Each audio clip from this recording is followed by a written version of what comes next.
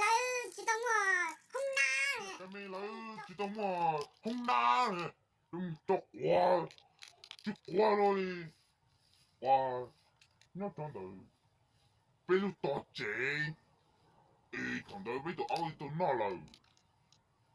Tụi áo này. Nó tỏ chế đã chứ qua rồi. Cho tao mình cái mày lấy thầu lấy. Chị tông mình chết chán. Chị tông chơi máy. Chị tông ô tô này. Từ từ nó. Chị tông cho karaoke à, bây giờ nó hay nó. Karaoke, mi karaoke. Alo.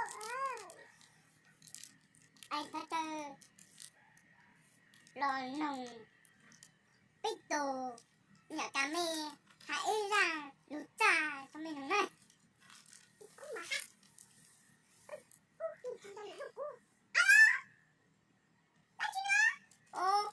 Mình tụi ông đâu, mình tụi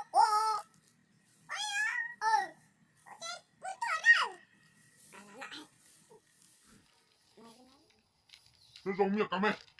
Nó giống như cái là. Xử lý mà nó có thứ cuối như là hay ra này. Tôi chịu. Hết. Xử lý à. Ôi,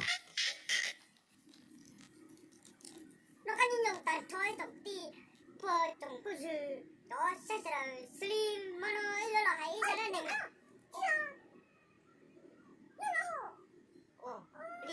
Đi cho con là hay. Slim nó trên có tu cái từ sẽ sử dụng sẽ hậu sẽ sao sẽ kỳ xong cái hậu